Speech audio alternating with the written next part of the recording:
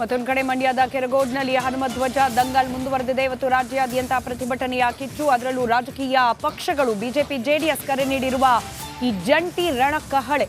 ಮಂಡ್ಯದಲ್ಲಿ ಸರ್ಕಾರದ ವಿರುದ್ಧ ಆಕ್ರೋಶ ಭುಗಿಲೆದ್ದಿದೆ. ಗಣಿಗ ರವಿಕುಮಾರ್ ಅವರ ಫ್ಲೆಕ್ಸ್ ಅನ್ನ ಹರಿದು ಬಿಜೆಪಿ ಜೆಡಿಎಸ್ನ ಕಾರ್ಯಕರ್ತರು ಪ್ರತಿಭಟನೆಯನ್ನ ಮುಂದುವರೆಸಿದ್ದಾರೆ. ಮಂಡ್ಯ ತಲುಪಿದೆ ಸದ್ಯಕ್ಕೆ ಬಿಜೆಪಿಯ ಪಾದಯಾತ್ರೆ. ಹೊರಟಿದ್ದು ಕೆರಗೋಡ್ನಿಂದ ಮಂಡ್ಯ ಸಿಟಿ ಸೆಂಟರ್ ಅನ್ನ ತಲುಪಿದೆ ಈ ಪಾದಯಾತ್ರೆ. ಎಸ್, ಗಮನಿಸ್ತಾ ಇದ್ದೀರಾ ಈ ಒಂದು ಪಾದಯಾತ್ರೆ ಸತತ 10 ಕಿಲೋಮೀಟರ್ ದಾಟ್ಕೊಂಡು ಈಗ ಮಂಡ್ಯದ ಬಳಿ ಬಂದಿರುವಂತದ್ದು. ಇನ್ನೇನು ಕೆಲವೇ ಕ್ಷಣಗಳಲ್ಲಿ ಮಂಡ್ಯದಲ್ಲಿ ನಾವು ಸೇರ್ತೇವೆ. ಸಾಕಷ್ಟು ನಾಯಕರು ಕೂಡ ಇದ್ದಾರೆ ನೋಡಿ. ಸಚ್ಚಿದಾನಂದ ಇದ್ದಾರೆ, ಸಿಟಿ ರವಿ ಇದ್ದಾರೆ, ಪ್ರೀತಮ್ ಗೌಡ್ರು ಇದ್ದಾರೆ. ಸತತ 10 ಕಿಲೋಮೀಟರ್ ಕೂಡ ಈ ಒಂದು ಪಾದಯಾತ್ರೆಯನ್ನ ಮಾಡಿಕೊಂಡು ಬಂದಿರುವಂತದ್ದು ಹಿಂದೂ ಕಾರ್ಯಕರ್ತರು.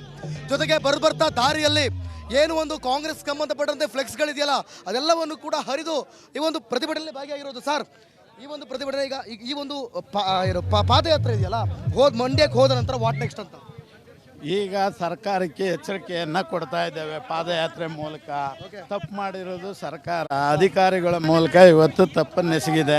ಈ ತಪ್ಪಿನ ವಿರುದ್ಧ ನಾವೆಲ್ಲರೂ ರಾಮ ಭಕ್ತರು ಹೋರಾಟ ಮಾಡ್ತಿದ್ದೇವೆ.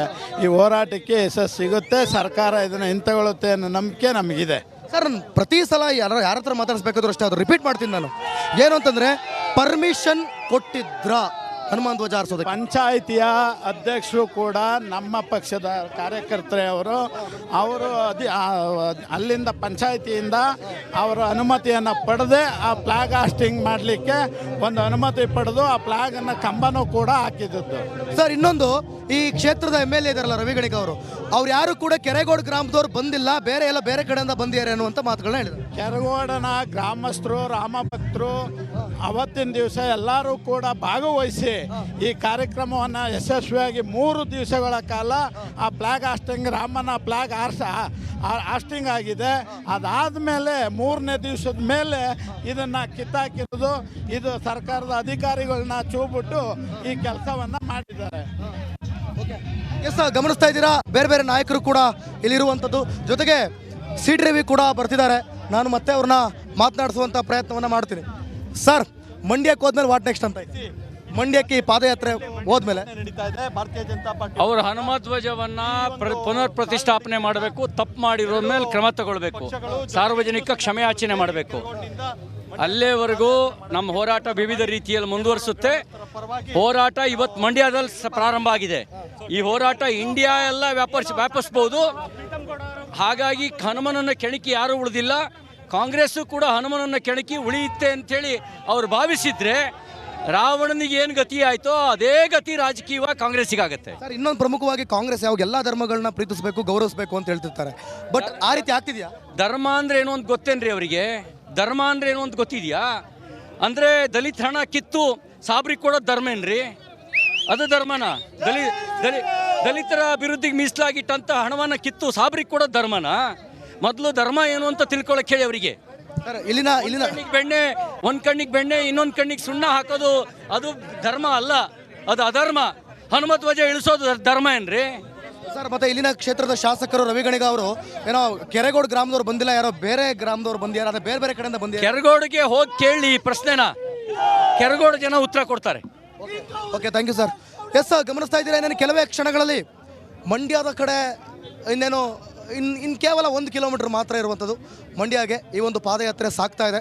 ಒಟ್ಟಲ್ಲಿ ಒಂದಷ್ಟು ಲೆಟರ್ಗಳನ್ನ ಹಿಡ್ಕೊಂಡು ಏನು ಮತ್ತೆ ನಾವು ಹನುಮಾನ್ ಧ್ವಜವನ್ನು ನಾವು ಏರಿಸ್ತೀವಿ, ಆ ಒಂದು ಧ್ವಜಸ್ತಂಭದಲ್ಲಿ ಹನುಮಾನ್ ಧ್ವಜ ಮತ್ತೆ ಬರಲೇಬೇಕು ಅಂಥೇಳಿ ಪ್ರತಿಭಟನೆಯನ್ನು ಈ ಒಂದು ಪಾದಯಾತ್ರೆ ಮುಖಾಂತರ ಆಕ್ರೋಶವನ್ನು ವ್ಯಕ್ತಪಡಿಸ್ತಾ ಇರುವಂಥದ್ದು. ಸಾಕಷ್ಟು ಹಿಂದೂ ಕಾರ್ಯಕರ್ತರು, BJP ಮುಖಂಡರು, ಮಾಜಿ ಶಾಸಕರು ಇವರೆಲ್ಲರೂ ಕೂಡ ಈ ಒಂದು ಪಾದಯಾತ್ರೆಯಲ್ಲಿ ಆಗಮಿಸಿದ್ದಾರೆ. ಜೊತೆಗೆ ಪ್ರಮುಖವಾಗಿ ರಕ್ಷಣಾತ್ಮಕವಾಗಿ ಏನೆಲ್ಲ ಇಲ್ಲಿ ಈ ಒಂದು ರಸ್ತೆಯಲ್ಲಿ ಬದಲಾವಣೆ ಆಗಿದೆ ಅಂತ ನೋಡೋದಾದರೆ, ನಿಮ್ಮ ಕೆರೆಗೋಡಿನಿಂದಲೂ ಕೂಡ ಮಂಡ್ಯದವರೆಗೂ ಕೆಲವೊಂದು ಅಂಗಡಿ ಮುಂಗಟ್ಟುಗಳನ್ನು ಬಂದ್ ಮಾಡಲಾಗಿರುವಂಥದ್ದು. ದಾರಿಯಲ್ಲಿ ಸಿಕ್ಕಂತಹ ಪ್ರತಿಯೊಬ್ಬರು ಕೂಡ ಅಂದರೆ ಪ್ರತಿ ಗ್ರಾಮದಲ್ಲೂ ಕೂಡ ಎಲ್ಲರೂ ಕೂಡ ಈ ಒಂದು ಪಾದಯಾತ್ರೆಗೆ ಸಾಥ್ ಕೊಟ್ಟಿದ್ದಾರೆ. ಎಲ್ಲರೂ ಕೂಡ ಈ ಪಾದಯಾತ್ರೆಗೆ ಜಾಯ್ನ್ ಆಗಿದ್ದಾರೆ ಅಂತ ಹೇಳ್ಬೋದು. ಜಾಯ್ನ್ ಆದ ಬಳಿಕ ನೇರವಾಗಿ ಮಂಡ್ಯದವರೆಗೂ ಕೂಡ ಈ ಪಾದಯಾತ್ರೆ ಸಾಗ್ತಾ ಇದೆ. ಸೊ ನೀವು ಗಮನಿಸ್ತಾ ಇದ್ದೀರಿ, ಆ ಕಡೆ ಹನುಮಾನ್ ಫೋಟೋವನ್ನು ಕೂಡ ಹಿಡಿದು ನೀವು ದೃಶ್ಯದಲ್ಲೂ ಕೂಡ ನೀವು ನೋಡ್ತಾ ಇರ್ಬೋದು. ಈ ಹನುಮಾನ್ ಫೋಟೋವನ್ನು ಹಿಡಿದು ಜೈ ಶ್ರೀರಾಮ್ ಅಂತ ಹಾಕಿ ಅದಕ್ಕೆ ಪೂಜೆ ಮಾಡುವ ಮುಖಾಂತರ ಈ ಪಾದಯಾತ್ರೆಯಲ್ಲಿ ಸತತ 10 ಕಿಲೋಮೀಟ್ರಿಂದಲೂ ಕೂಡ ಇದೇ ರೀತಿಯಾಗಿ ಹಿಡ್ಕೊಂಡು ಬರ್ತಾ ಇದ್ದಾರೆ. ಸರ್ ಒಂದು ಹೇಳ್ತೀನಿ ಸರ್, ಒಂದು ಕೇಳ್ತೀನಿ, ಅಲ್ಲಿಂದಲೂ ಕೂಡ ಹಿಡ್ಕೊಂಡ್ ಬರ್ತಾ ಇದ್ದೀರಾ, ನಿಮಗೆ ಸುಸ್ತು ಆಗ್ತಿಲ್ವಾ? ಏನು ಸುಸ್ತಾಗ್ತಾ ಇಲ್ಲ. ಜೈ ಶ್ರೀರಾಮ್ ಅಂದ್ರೆ ಈ ಒಂದು ಬಲ, ಈ ಶಕ್ತಿ ಹೆಂಗೆ ಅಂತ? ಆ ಶ್ರೀರಾಮನಿಂದ, ಶ್ರೀರಾಮನಿಗೋಸ್ಕರ, ಶ್ರೀರಾಮನಿಗಾಗಿ. ಓಕೆ ಸರ್, ಈ ರೀತಿ ಈಗೇನು ಮತ್ತೆ ಭಗವದ್ ಧ್ವಜಸ್ತಂಭದಲ್ಲಿ ಹಾರಬೇಕು, ಅದೇ ನಿಮ್ಮ ಉದ್ದೇಶ? ಹೌದು, ಅದೇ ನಮ್ಮ ಉದ್ದೇಶ. ಅಕಸ್ಮಾತ್ ಅಲ್ಲಿವರೆಗೂ ನಿಮ್ಮ ಹೋರಾಟ ಯಾವ ಇರುತ್ತೆ? ಒಂದು ವೇಳೆ ಆಗ್ಲಿಲ್ಲ ಅಂದ್ರೆ ಏನ್ ಮಾಡ್ತೀವಿ? ಆಗ್ಲೇ ಸತ್ಯಾಗ್ರಹ ಮಾಡ್ತೀವಿ ಅಲ್ಲೇ ಕುತ್ಕೊಂಡು. ಯಾವ ಊರು ಸರ್ ನಿಮ್ದು? ನಾವೆಲ್ಲ ಕೆರಗೋಡ ಅವರ? ಮತ್ತೆ ಇಲ್ಲಿನ ಶಾಸಕರು ಹೇಳ್ತಾ ಇದ್ರು ಅಂದ್ರೆ ಕೆರಗೋಡಿಂದ ಯಾರು ಬಂದೇ ಇಲ್ಲ, ಬೇರೆ ಕಡೆಯಿಂದ ಬಂದಿದ್ದಾರೆ. ಅಲ್ಲಿ ಎಲ್ಲ ಸುಳ್ಳು, ಎಲ್ಲ ಕೆರಗೋಡಿಂದ ಬಂದಿರೋರು. ಎಲ್ಲ ರಾಮ ಭಕ್ತರು ಕೂಡ, ಎಲ್ಲ ಹಿಂದೂ ಸಭಾ ಸಂಘಟನೆಗಳು ಕೂಡ ಇಲ್ಲಿ ಭಾಗಿಯಾಗವ್ರೆ. ಇಲ್ಲಿ ಪಕ್ಷಭೇದ ಮರೆತು ಎಲ್ಲ ಹೋರಾಟ ಮಾಡ್ತಾ ಇರೋದು. ಇದು ಕೆರಗೋಡವರು ಮಂಡ್ಯದವರು ಅಂತ ಏನಿಲ್ಲ, ಪೂರ್ತಿ ಅಲ್ಲಿಂದ 12 ಕಿಲೋಮೀಟರ್ ಇದೇನಿದೆ. ಎಷ್ಟು ಗ್ರಾಮಗಳಿದೆ ಸರ್ ಅಲ್ಲಿಂದ ಇಲ್ಲಿವರೆಗೂ ಮಂಡ್ಯ? ಅಲ್ಲಿಂದ ಇಲ್ಲಿವರೆಗೆ 8-9 ಗ್ರಾಮ ಇದೆ. ಕೆರಗೋಡ ಸುತ್ತಮುತ್ತ 12 ಗ್ರಾಮ ಇದೆ. ಆ 12 ಗ್ರಾಮದಿಂದ ಎಲ್ಲ ಕೂಡ ಒಟ್ಟು ಎಲ್ಲರೂ ಆಗಮಿಸಿದ್ದಾರೆ. ಸೊ ಮಂಡ್ಯದಲ್ಲಿ ಏನು ಅಂತ? ಈಗ ಮಂಡ್ಯದಲ್ಲಿ ಜಿಲ್ಲಾಧಿಕಾರಿ ಕಚೇರಿಗೆ ಹೋಗ್ಬಿಟ್ಟು ಮುತ್ತಿಗೆ ಹಾಕ್ತಿವಿ. ಸರ್, ನಿಮ್ಮನ್ನೇನಾದ್ರೂ ಅರೆಸ್ಟ್ ಮಾಡುವಂಥದ್ದು, ವಶಪಡಿಸ್ಕೊಳ್ಳುವಂಥದ್ದು ಏನಾದ್ರು ಕೆಲಸ ಏನ್ ಮಾಡ್ತೀವಿ? ಎದ್ದು ಕಳಿದಿಲ್ಲ ನಾವು. ಜೈಲ್ಗೆ ಹೋಗು ರೆಡಿ, ನಾವು ಜೈಲ್ಗೆ ಹೋಗ್ತೀವಿ. ನಾವು ಶಕ್ತಿ ದೇವತೆ ಕಾಳಿಕಾಂಬ ದೇವಾಲಯದ ಬಳಿ ಈಗ ಪಾದಯಾತ್ರೆ ಬಂದು ತಲುಪಿರುವಂಥದ್ದು ದೃಶ್ಯದಲ್ಲಿ ಗಮನಿಸಬಹುದು. ಇಲ್ಲಿ ಕಾರ್ಯಕರ್ತರು ಇಲ್ಲಿ ಜಮಾವಣೆ ಆಗಿದ್ದಾರೆ. ಅದ್ರ ಜೊತೆಗೆ ಒಂದು ಆಕ್ರೋಶವನ್ನು ವ್ಯಕ್ತಪಡಿಸ್ತಾ ಇದ್ದಾರೆ. ಯಾಕೆಂದ್ರೆ ಇಲ್ಲಿ MLA ಅವರ ಅಂದ್ರೆ ಶಾಸಕ ಗಣಿಗ ರವಿ ಅವರ ಫ್ಲೆಕ್ಸ್ಗೆ ಪೊಲೀಸ್ನವರು ಭದ್ರತೆಯನ್ನು ಕೊಟ್ಟಿದ್ದಾರೆ. ಸ್ವತಃ ಎಸ್ ಪಿ ಅವರ ನೇತೃತ್ವದಲ್ಲೇ ಈ ಒಂದು ಫ್ಲೆಕ್ಸ್ ಏನು ಕಾಣಿಸ್ತಾ ಇದೆ, ಈ ಪೊಲೀಸ್ ವಾಹನದ ಹಿಂದೆ ಇರುವಂಥ ಒಂದು ಏನು ಟಾರ್ಪಲ್ ಮುಚ್ಚಿದ್ದಾರೆ, ಅಲ್ಲಿ ಒಂದು ಫ್ಲೆಕ್ಸ್ ಇರುವಂಥದ್ದು. ಆ ಫ್ಲೆಕ್ಸನ್ನು ಮುಚ್ಚಿ ಅದಕ್ಕೆ ರಕ್ಷಣೆ ಕೊಡ್ತಾ ಇದ್ದಾರೆ. ರಕ್ಷಣೆ ಕೊಡ್ತಾ ಇರೋದ್ರಿಂದ ಆಕ್ರೋಶಗೊಂಡಿರುವಂಥದ್ದು. MLA ಅವರ ಫ್ಲೆಕ್ಸ್ ನಾವು ಕಿತ್ತಾಕೀಳ್ತೀವಿ, ನಾವು ಬಿಡೋದಿಲ್ಲ, ಅದಕ್ಕೆ ರಕ್ಷಣೆ ಕೊಡ್ತಾ ಇದ್ದೀರಲ್ಲ ಅಂತ ಹೇಳಿ ಆಕ್ರೋಶವನ್ನು ವ್ಯಕ್ತಪಡಿಸ್ತಾ ಇರುವಂಥದ್ದು. ಮಾರ್ಗದುದ್ದಕ್ಕೂ ಕೂಡ ಏನೋ MLA ಅವ್ರ ಫ್ಲೆಕ್ಸ್ಗಳು ಎಲ್ಕೊಂಡು ಅದೆಲ್ಲಾನು ಕಿತ್ತಾಕುವಂಥದ್ದು, ಬೆಂಕಿ ಹಚ್ಚುವಂಥ ಕೆಲಸವನ್ನು ಮಾಡಿದ್ರು.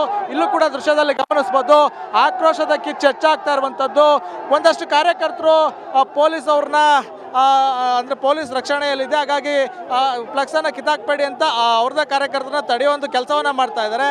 ಆದರೆ ಒಂದಷ್ಟು ಅಂದರೆ ಪರಿಸ್ಥಿತಿ ವಿಕೋಪಕ್ಕೆ ಹೋಗಿದೆ ಅಂತ ಹೇಳ್ಬೋದು. ಮತ್ತಷ್ಟು ಕಾರ್ಯಕರ್ತರು ಇಲ್ಲ, ನಾವು ಆ ಫ್ಲೆಕ್ಸ್ನ ಕೀಳಲೇಬೇಕು ಅಂತ ಹೇಳಿ ಶಾಸಕರ ವಿರುದ್ಧ ಘೋಷಣೆ ಕೂಗೋ ಮೂಲಕ ತಮ್ಮ ಸಿಟ್ಟನ್ನು ಹೊರಹಾಕ್ತಾ ಇರುವಂಥದ್ದು.